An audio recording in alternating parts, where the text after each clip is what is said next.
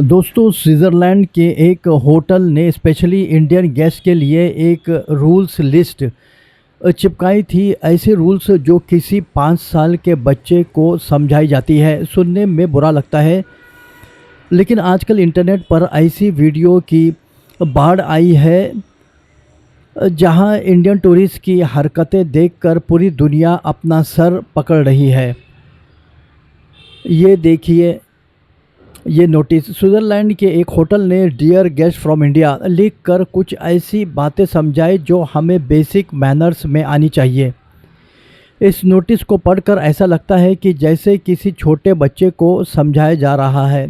इसमें लिखा था, खाना मत चुराओ, बफे से खाना बाहर ले जाना मना है, शोर मच मचाओ। दूसरे देश शांति यानी पीस चाहते हैं, इसलिए कॉरिडोर्स और बालकनीज पर ज़ोर से बातें ना करें। कटलरी का ध्यान से इस्तेमाल करें, यानी बफे पर अपना हाथ या जूठा चम्मच मत लगाइए, सिर्फ दिए गए कटलरी इस्तेमाल करिए।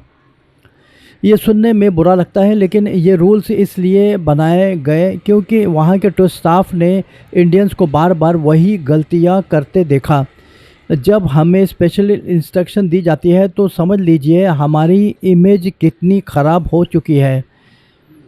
सोचिए, एक फॉरेन होटल को हमें ये सिखाना पड़ रहा है कि शांति यानी पीस से कैसे रहे और बफे पर तमीज़ कैसे दिखाएं। बात सिर्फ होटल तक नहीं हो रुकी। हाल ही में वियतनाम के एयरपोर्ट टैक्सी वे पर कुछ गुजराती टूरिस्ट ने गरबा शुरू कर दिया। एयरपोर्ट एक हाई सिक्योरिटी जोन है, कोई शादी का बारात नहीं। वही हाल दावोस में हुआ, जहाँ इंडियन बिजनेसमैन ने क्लब में इतनी ज़ोर से पंजाबी म्यूज़िक बजाया कि पूरा टाउन परेशान हो गया। उन्होंने इसे सॉफ्ट पावर कहा, लेकिन लोकल्स के लिए ये सिर्फ नॉइज़ पोल्यूशन था। एयरप्लेन के कैबिन को हम पिकनिक स्पॉट बना देते हैं, एयरपोर्ट पर ज़ोर ज़ोर से बातें करते हैं, पर क्या हमें कभी सोचा है कि इसका असर इंडिया के इमेज पर क्या पड़ता है? सिविक सेंस का मतलब होता है दूसरों का लिहाज करना। अगर हमारे सेलिब्रेशन से किसी को तकलीफ़ हो रही है तो वो सेलिब्रेशन नहीं, पब्लिक न्यूसेंस है। जापान को देखिए, उन्हें पूरी दुनिया उनकी कर्टसी और सिविक सेंस के लिए इज़्ज़त देती है। वर्ल्ड कप हारने के बाद भी जापानीज़ फैंस ने स्टेडियम का कचरा साफ़ किया था। इसे कहते हैं असली सॉफ्ट पावर।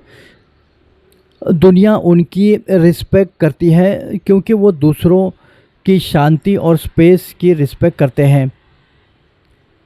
अगर इंडिया को वाकई ग्लोबल सुपर पावर बनना है तो सिर्फ जीडीपी बढ़ाने से काम नहीं चलेगा, हमें एक्सेलेंस और रिस्पेक्ट में भी सुपर पावर बनना होगा।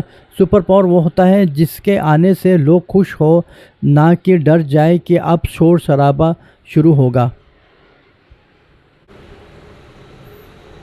और ट्रैवलिंग एक प्रिविलेज है, और जब हम देश से बाहर जाते हैं तो हम सिर्फ एक टूरिस्ट नहीं, इंडिया के एम्बेसडर होते हैं। हमारी एक गलती 140 करोड़ लोगों का सर झुका सकता है। आपका इस बारे में क्या कहना है? क्या हमें अपनी सिविक सेंस पर काम करने की ज़रूरत है? क्या हमें सख्त ट्रैवल रूल्स की ज़रूरत है? कमेंट में अपनी राय ज़रूर दें।